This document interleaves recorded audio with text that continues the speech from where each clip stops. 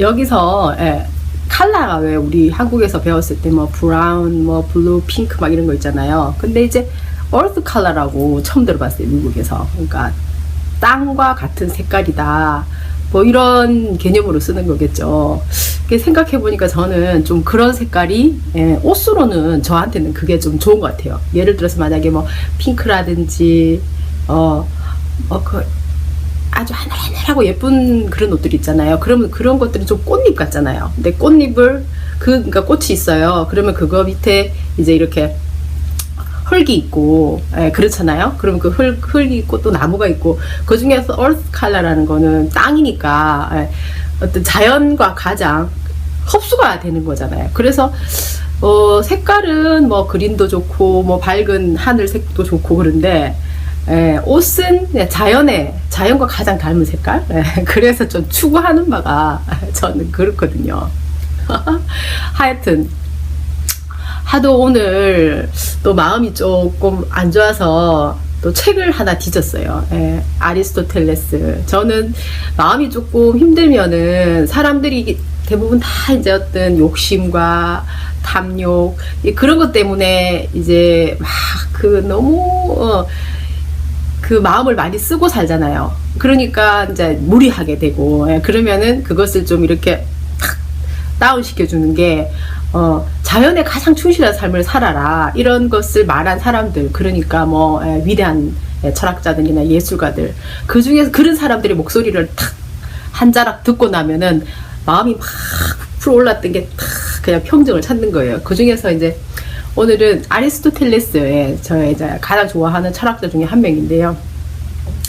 핑크색으로 줄 꺼놨어요. 오래오래 반복하는 이런 습관이 되고 이것이 결국 인간의 본성이 되는 거다. 아리스토텔레스가 수많은 명언을 남겼잖아요. 그 중에서 한마디인데요. 그러니까 오래오래 반복하는 이런 습관이 된다. 그래서 그것은 결국 인간의 본성이 된다고 말했는데, 저는 이제 문재인이 오래오래 동안 계속 노무현 때부터 지금까지 그 사람의 자료가 다 있잖아요. 그 사람의 말을 들어보면은 지속해서 계속 말을 바꾸고 거짓말을 하고 말을 바꾸고 거짓말을 하고 그때 그 자료를 봤기 때문에 실은 제가 문재인이 이렇게 지지율이 높고 사람들이 환호를 하지만 저는 그 사람을 싫어하는 거예요. 그 사람은 계속 그 거짓말을 하는 게 습관이 돼갖고 이제 본성이 되어버린 사람이다.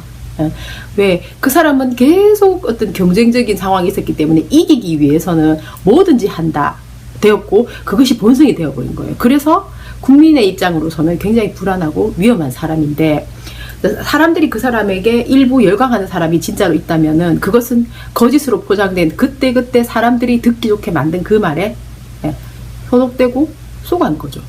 그런데 뭐 그게 이제 집단적으로 그렇게 되어버렸을 때는 굉장히 이제 비참하고 비통한 일이 되는 거죠. 우리나라 입장에서는 이렇게 박근혜한테 당한 것처럼 문재인한테도 그대로 똑같이 당하는 거예요. 그래서 이때까지 몇 개월 동안 그 사람은 뭐 박근혜 아바타다, 뭐 박근혜 문근혜다 이런 말을 했지만 그 사람들은 그 말을 믿기 싫은 사람은 믿기 싫었겠지만 그건 사실인 거죠. 박근혜하고 얼마 전에 토론하는 걸 봤는데, 야 진짜 두 사람 진짜 토론 못하대요. 와, 내 끝장나대. 완전 진짜 야, 대통령 완전히 두 사람이 대통령 자리를 놔두고 토론을 하는데 얼마나 유치찬란한지 원전 가지고 있잖아요.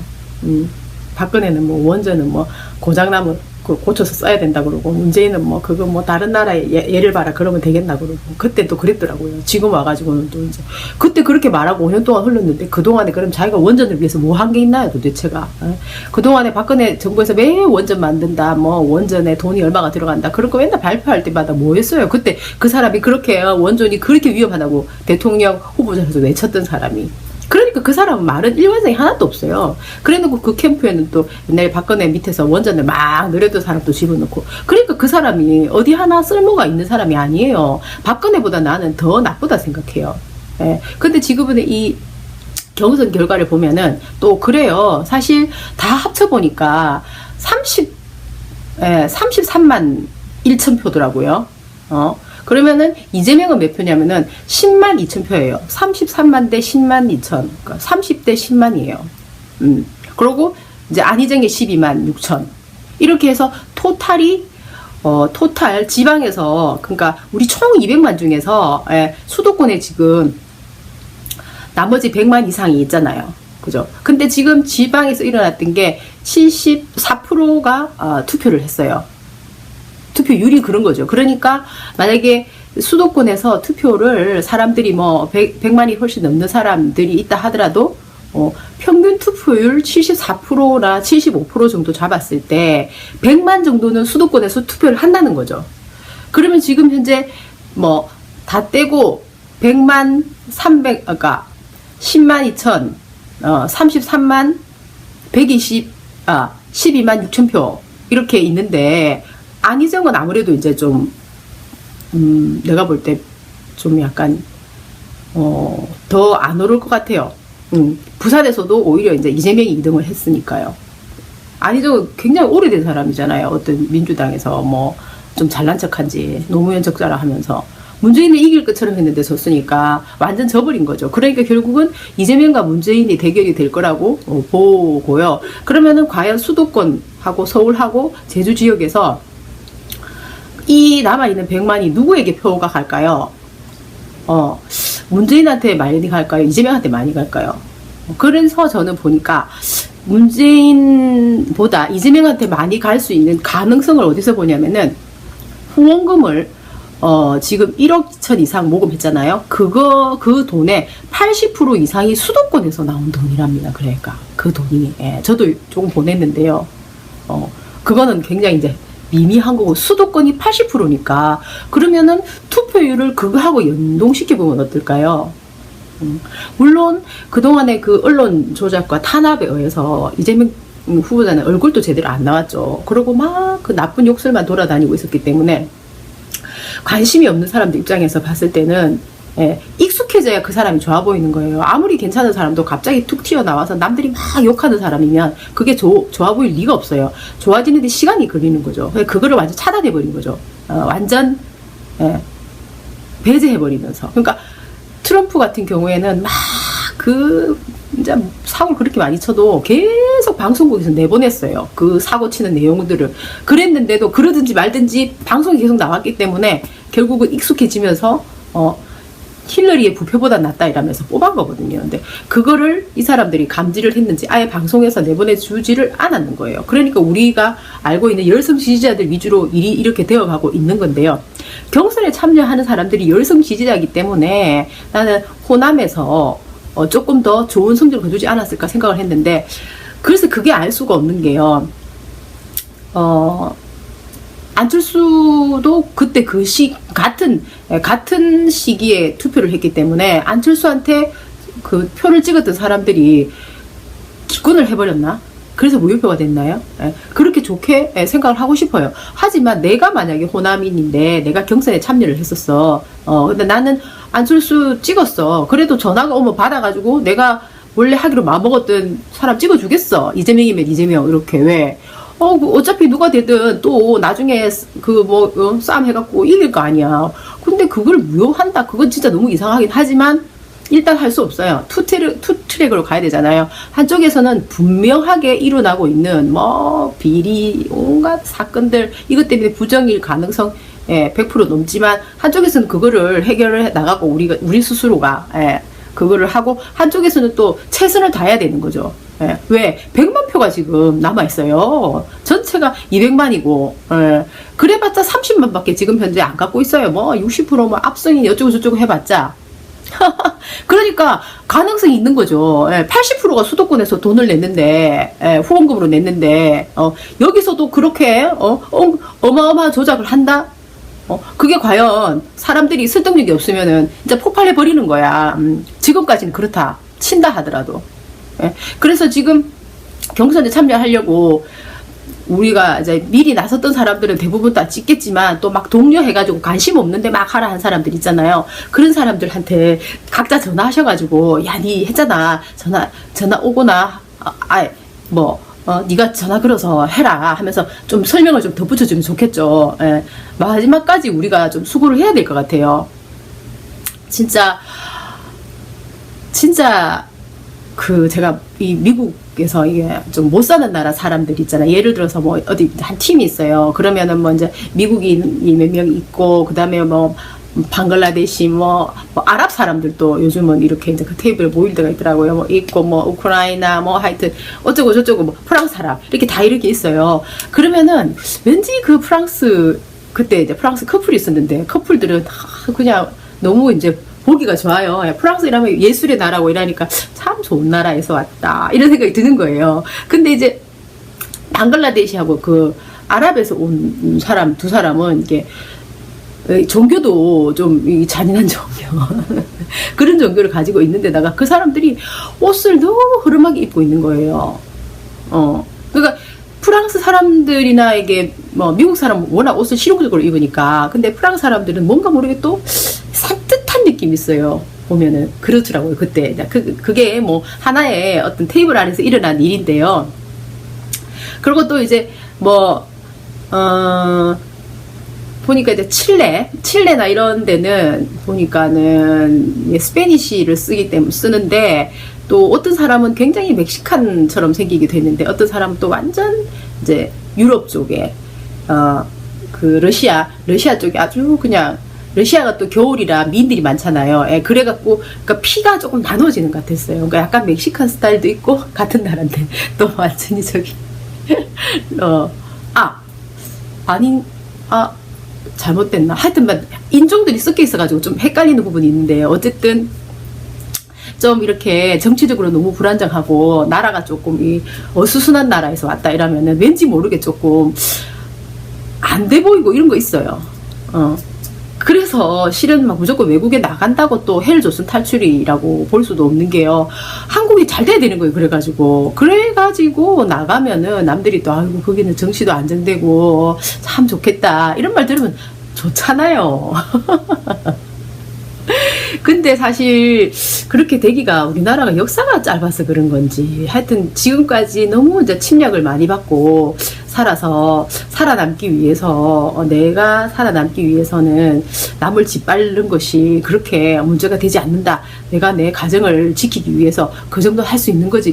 이런 마음이 전체적으로 있어서 그런 건지 모르겠지만은 굉장히 부패의 고리가 너무 이제 탄탄하다 이런 생각이 드는 거예요.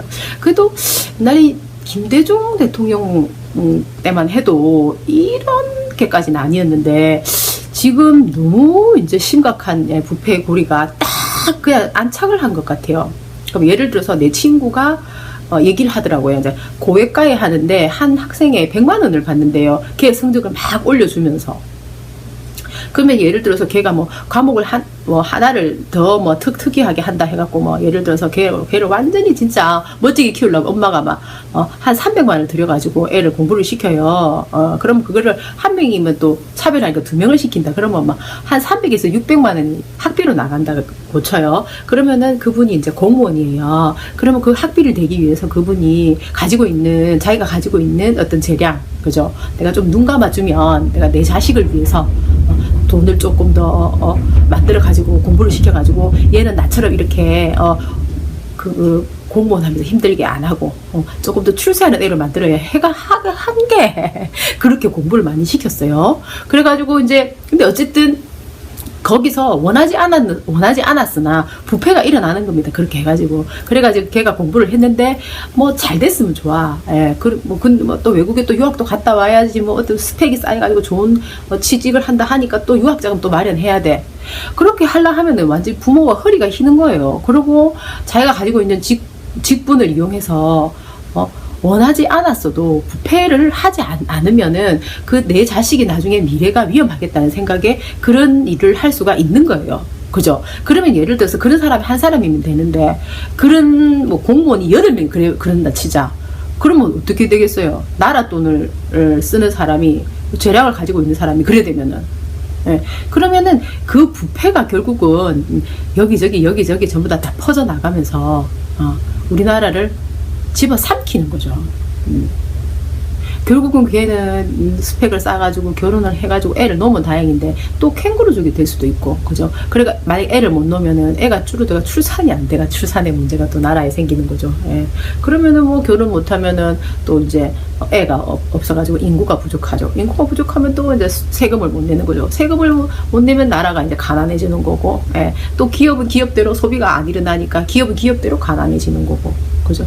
그러니까 이게 완전히 이제 부패의 고리가 이렇게 이제 완전히 막 너무너무 자리를 탄탄하게 잡으려고 하니까 이거를 자리를 중간에서 끊어줘야 되는 게 정부의 역할인데, 그 역할을 할 수 있는 사람이 지금까지 썩어가지고 같이 계속 해먹었던 이 부패의 고리를 만들었던 당사자들, 그죠? 정치꾼들, 지금까지 썩어있는 정치꾼들, 지금까지 그 세금을 포탈하고 온갖 이득을 누린 그 대기업의 사람들, 이런 사람들이 이 부패를 만들었는데 끊기 싫은 거예요. 자기들은. 왜? 그냥 있는 그대로 하면 좋겠는 거예요. 계속해서 나라든 망하든 말든. 그래서 계속 정치꾼들 300명한테 돈을 끝없이 먹이는 거죠. 그래서 지금 현재 모든 언론이 다 닫아놓고 완전히 새로 바꿔서 기본소득을 줘서 일단 시민들이 돈을 쓰게 만들어가지고 밑에서부터 위로 이렇게 동그랗게 돌도록 만드는, 그래서 사람들이 조금 더 이제 정직에 대해서 조금 더 편안하게 함을 느끼고 속이지 않아도 되도록 만드는 그런 장치를 만들겠다고 하는 게 이재명의 공약이거든요. 이재명의 공약을 보면은 그 교육이나 육아 이런 데 대해서도 정말 좋아요. 완전 선진국형이거든요. 그렇게만 하게 되면은 이제 부패의 고리에서 사람들이 정상적인 고리가 되는 거죠. 너도 나도 믿으면서 살 수 있고, 중간에 부패 안 저질러도 되도록 그런 장치를 마련한다고 그러잖아요. 예를 들어서 뭐 노동 시간을 너무 길게 한다면 노동 경찰을 넣어가지고 노동 탄압을 못하게 하고, 그리고 이제 장애인이라든지 취약계층들은 전부 다 이제 이 불행한 이 느낌에서 조금 더 행복 지수를 높일 수 있도록, 이 나라는 정말 살만한 나라야 이렇게 생각할 수 있도록 만들겠다. 이게 이제 우리 이 후보자의 생각인데요. 너무 멋진 생각이에요. 그래서 어쨌든 이 생각이 잘 됐으면 좋겠어요. 우리가 지금 온갖 그 시련을 겪고 있죠. 언론 탄압을 받고 있고, 그 다음에 이제 사람의 그 귀와 눈을 속여가지고 하는 네이버하고 다음에서 완전 속이고 있잖아요. 지금 지지율 조작 같은 거 하잖아요. 그렇다 하더라도 굴하면 안 되겠죠. 굴하면은 우리는 정말 이 부패의 사슬에서 절대 떨어져 나올 수가 없는 거죠. 그러니까 지금 우리가 이재명 후보자하고 싸워서 결국은 우리는 뭐예요? 혁명군인 거예요. 이거를 부패의 너프로부터 구해내는 사람들인 거예요. 예. 일단 이제 이게 지금 시작됐잖아요. 내가 볼 때는 이제 시작에 불과해요. 촛불혁명 때문에 어떻게 보면 시작된 건데, 일단 이거를 해서 고리가 다시 정상적으로 돌아가면 우리나라도 좀 살만한 나라에 진입할 수가 있을 거다. 이거를 저는 정말 철저하게 믿습니다. 서울 수도권 쪽이잖아요. 서로 일단 독려해가지고 투표하고 우리 결과를 일단 한번 지켜봐요. 그 다음 문제는 그 다음 해결해요. 일단 닥치는 대로 해결하자. 화이팅! 바이!